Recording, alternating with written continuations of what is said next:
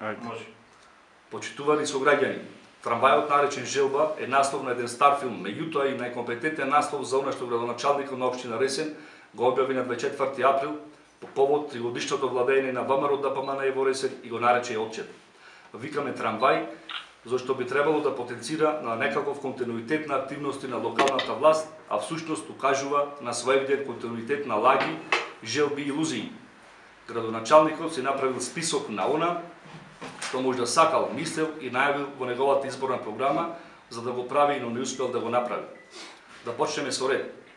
Кога зборува за чистењето на крајбрежието на Преспанското езеро, веројатно мисли на она акција која беше во функција на изборната кампања за парламентарните избори 2011 година. И траеше ни помалку ни повеќе толку цели 5 минути, колку да има за што да се пофали на партискиот радиодифузен сервис МРТВ. За уредување на коритото на Голема река, за реконструкција на патот Макази-Маркова нога, за локалниот пат Царевор-Езерени, за реконструкција на основното училиште Славеј Кварсов, Гоце Делчев заборава да нагласи дека редоследно ги споменува во сите отчети од 2009 година навама. И при тоа не кажува дека сите овие проекти се заокружени со обезбедени финансии од претходната локална власт. Заборава да кажи дека изградбата на новиот противпожарен дом е со пари од наградата за ефективност на локалната администрација од Европската комисија добиена за време на владењето на СДСМ во општина Ресен. Ги прашуваме граѓаните на Ресен и Преспа дали знаат за кое фудбалско игралиште зборува градоначалникот Михаил Волкановски, а во така наречениот Отчет. Наводно изградил игралиште. Иако не му ги читаме мислите, предпоставуваме дека мисли на ограденото парче кал и вода во близина градските гробишта.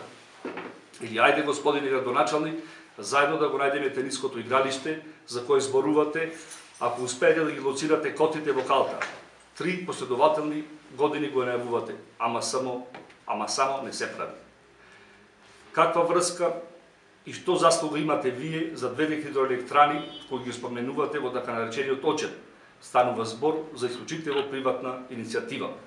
И на крајот, за да ни болозата биде комплетна, со невидена дрткост и без стран, повторно зборувате за уште една ваша илузија, откупно-дистрибутивен центар. Едноворедно скапа инвестиција, за која ни вие, ниту владата предвидела средства за изградба. Истото се однесува и на реконструкција на градскиот водовод.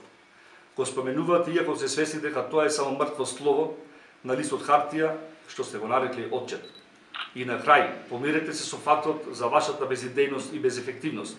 Преспа ќе ве памети само исклучиво по јарболот, единственото што го направивте, по градот изолиран и 2 месеци зациментиран во снег и на карактерските дупки по улиците. Благодарам.